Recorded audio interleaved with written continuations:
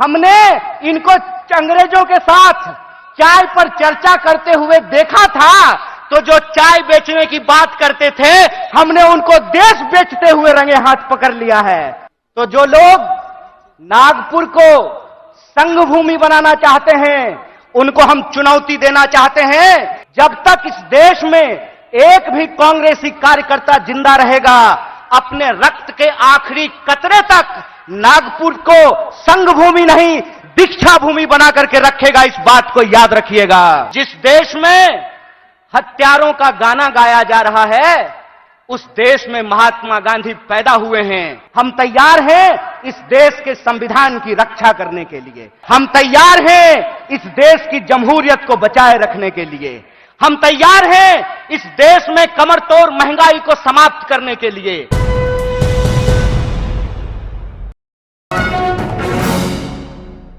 दोस्तों, ये हम सब के लिए बड़े गर्व की बात है कि देश की सबसे पहली और सबसे पुरानी राजनीतिक दल, जो एक राजनीतिक दल नहीं है, जिसने आज के भारत का नींव रखा है, उस पार्टी का हम स्थापना दिवस मना रहे हैं। यह हमारे लिए गर्व की बात है।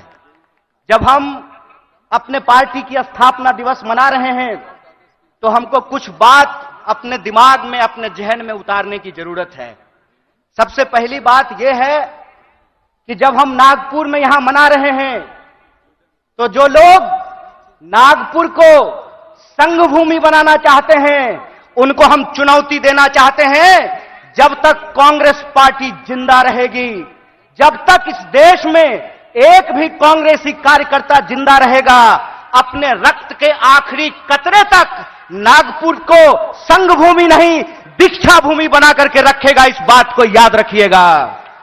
इस बात को याद रखिएगा कि जिस देश में हत्यारों का गाना गाया जा रहा है उस देश में महात्मा गांधी पैदा हुए हैं, और महात्मा गांधी ने जिस पार्टी को बनाया है, जब तक वो पार्टी जिंदा रहेगी तब तक आप इंसान को इंसान से नहीं लड़ा सकते हैं। हम बोलते रहेंगे रघुपति राघव राजा राम, पतित पावन सीताराम, ईश्वर अल्लाह तेरो नाम, सबको सन्मति दे भगवान। हम यह तराना गाता रहेंगे। इस बात को याद रखिएगा। और जब आज हम पूरे देश को यह संदेश देना चाहते हैं भारतीय राष्ट्रीय कांग्रेस की तरफ से कि है तैयार हम, तो किस बात के लिए तैयार हैं हम तैयार हैं इस देश के संविधान की रक्षा करने के लिए। आप तैयार हैं कि नहीं है? इतनी जोर से आवाज लगाइए कि यह आवाज नागपुर से दिल्ली तक पहुंचनी चाहिए। आप तैयार हैं कि नहीं है? हम तैयार हैं इस देश की जमहूरियत को बचाए रखने के लिए, हम तैयार हैं इस देश में कमर तोड़ महंगाई को समाप्त करने के लिए, हम तैयार हैं इस देश के नौजवानों को रोजगार मुहैया कराने के लिए, हम तैयार हैं महिलाओं के ऊपर होने वाले अत्याचार को समाप्त करने के लिए, हम तैयार हैं आजाद देश में आजादी की रक्षा के लिए हम तैयार हैं। यह हमारा संकल्प है। और जब हम इस संकल्प को दोहरा रहे हैं तो एक चुनौती भी हम लोगों को समझना पड़ेगा भाइयों। चुनौती यह है कि आप में से बहुत सारे लोगों को एक अनुभव हुआ होगा कि जब आप किसी पॉकेटमार को ट्रेन में पॉकेटमारी करते हुए पकड़ लेंगे तो पॉकेटमार इतना चालाक होता है कि वही जोर से चोर चोर चिल्लाना शुरू कर देता है। बोलिए, होता है कि नहीं होता है? आज हमारे साथ इस देश की सबसे पुरानी पार्टी, इस देश को आजादी दिलाने वाली पार्टी, महात्मा गांधी की पार्टी, पंडित जवाहरलाल नेहरू, सुभाष चंद्र बोस, मौलाना अबुल कलाम आजाद, सरदार वल्लभ भाई पटेल, एनी बेसेंट, सरोजिनी नायडू की पार्टी के साथ भी यही हो रहा है कि हमने चोर को चोरी करते हुए फिर से पकड़ लिया है। हमने इनको अंग्रेजों के साथ चाय पर चर्चा करते हुए देखा था, तो जो चाय बेचने की बात करते थे हमने उनको देश बेचते हुए रंगे हाथ पकड़ लिया है। और जब हमने उनको देश को रंगे हाथ बेचते हुए पकड़ लिया है तो पॉकेटमार को जब पकड़ लीजिएगा तो वो चोर चोर चिल्लाने लगेगा। वो कहते हैं कि कांग्रेस इस देश में भ्रष्टाचार लेकर के आई।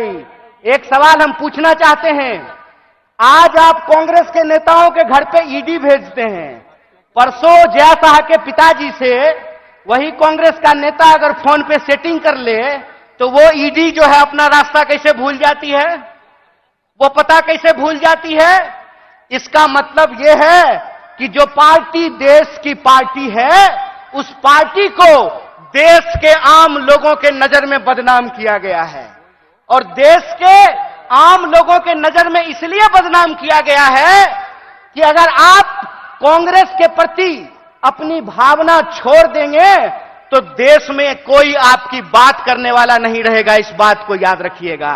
इसीलिए इस मंच से मैं आप तमाम लोगों से एक बात की अपील करना चाहता हूं कि हे कांग्रेस के कार्यकर्ताओं, जब आप चाय की दुकान पर बैठते हैं, जब आप ट्रेन से यात्रा करते हैं, जब आप बसों में चलते हैं, जब आप खेतों में चर्चा करते हैं, दफ्तरों में चर्चा करते हैं, तो एक बात को याद रखिएगा, एक बात को याद रखिएगा कि सामने वाला जब आपको जलील करता है ना, तो वो आपको जलील करने से पहले अपने मां बाप को जलील कर रहा होता है, अपने पूर्वजों को जलील कर रहा होता है। क्योंकि कांग्रेस पार्टी इस देश का इतिहास है, वर्तमान है और इस देश की आम आवाम का भविष्य है। यह बात हमको समझना पड़ेगा। हमको समझना पड़ेगा कि कांग्रेस पार्टी अंग्रेजों से लड़ करके इस देश को आजादी दिलाई। आजाद भारत में पहली बार ऐसा हुआ कि दलितों को और ब्राह्मणों को बराबरी का वोट का अधिकार मिला। आजाद भारत में पहली बार ऐसा हुआ कि महिलाओं और पुरुषों को बराबरी का वोट का अधिकार मिला। आजाद भारत में पहली बार ऐसा हुआ कि राजे राजवाड़ा का वोट भी एक और नाली में उतर करके गटर साफ करने वाले का भी वोट एक, ऐसा भारतीय राष्ट्रीय कांग्रेस स्थापित करके आई। मैं कहता हूं कि जिस पंडित जवाहरलाल नेहरू को लोग आज संसद में खड़ा होकर के गालियां देते हैं, याद रखना मेरे दोस्त, अगर पंडित जवाहरलाल नेहरू नहीं होते तो झूठ ही सही तुम ये बात आज बोल नहीं पाते कि एक चाय बेचने वाला भी देश का प्रधानमंत्री बन सकता है। कांग्रेस का इतिहास यह है कि हम इस देश की आम आवाम के लिए लड़े थे, लड़े हैं और लड़ेंगे। इसीलिए माननीय मल्लिकार्जुन खड़गे साहब अपने 50 साल के राजनीतिक इतिहास में एक कांग्रेस के आम कार्यकर्ता से भारतीय राष्ट्रीय कांग्रेस के राष्ट्रीय अध्यक्ष बने हैं।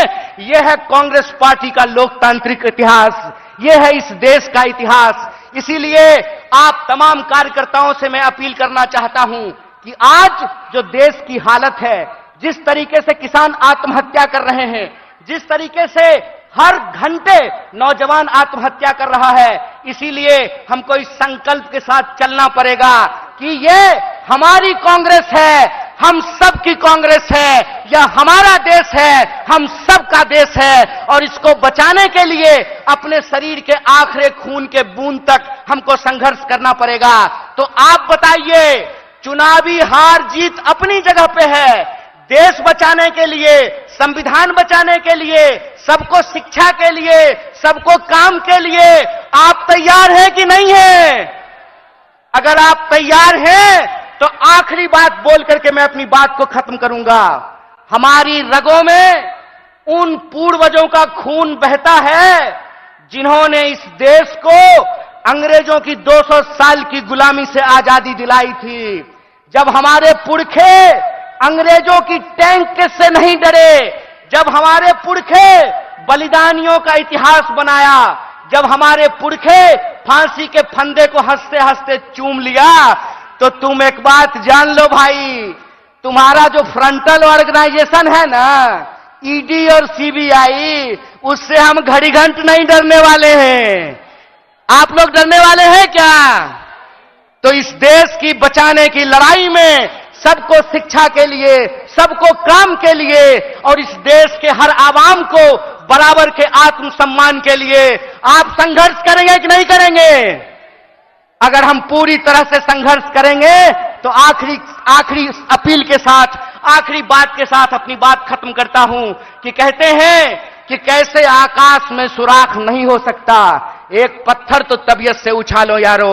अगर कांग्रेस का एक एक कार्यकर्ता आज भी गांधी को अपने दिलों में बसा करके सड़कों पे निकल जाए तो इनको हम सिर्फ हराएंगे नहीं, बल्कि एक नए भारत के सपने का निर्माण करेंगे।